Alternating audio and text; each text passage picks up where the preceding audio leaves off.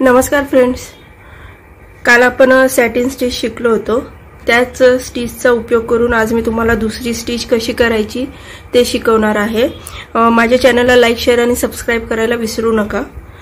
मी इथे ट्यूलिपची 14 नंबरची सुई घेतलेली आहे व मी आता जरीचा धागा घेतेय। आजच्या स्टिच ही बटरफ्लाय स्टिच आहे। सॅटिनची स्टिच टाकली, त्याच्या खालच्या बाजूने थ्रेड वर काढायचा आहे जरीचा। काही अंतरावरनं स्टिच मागच्या बाजूला ओढून त्याच्या खालच्या बाजूला पुन्हा स्टिच टाकून चेन टाकायची आपल्याला। पुढची सॅटिनची स्टिच आहे, त्याच्या खालच्या बाजूला स्टिच टाकायची आहे। पुन्हा काही अंतरावरनं स्टिच मागे ओढून घ्यायची व त्याच्या खालच्या बाजूने जरीची स्टिच टाकायची अशा पद्धतीने।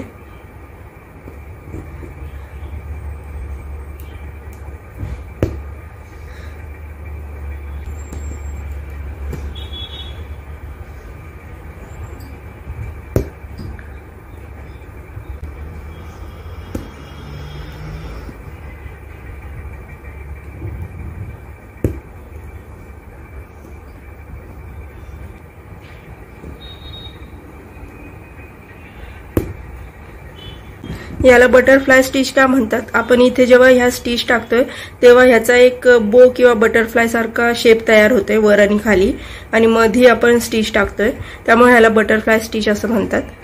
आता इथे आपण ह्या मधल्या ज्या गॅप आहेत, ही मधली गॅप, तिथे आपण एक एक मणी टाकू शकतो।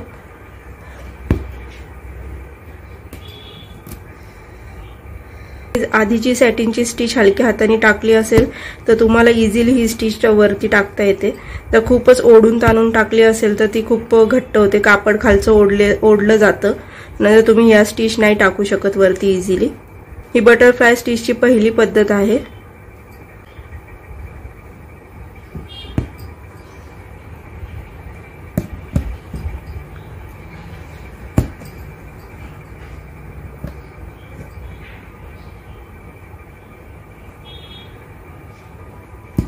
या स्टिचचा उपयोग तुम्ही बॉर्डर करण्यासाठी किंवा मग बटरफ्लाय स्टिचचा उपयोग करून फिलिंग पण करू शकता।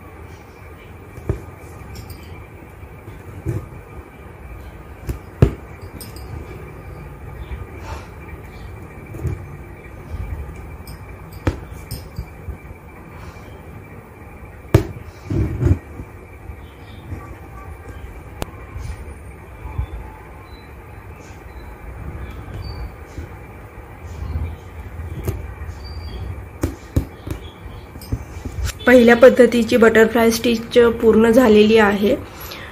पुढच्या व्हिडिओमध्ये मी दुसऱ्या पद्धतीची बटरफ्लाय स्टिच कशी करायची ते शिकवते। तोपर्यंत बाय बाय।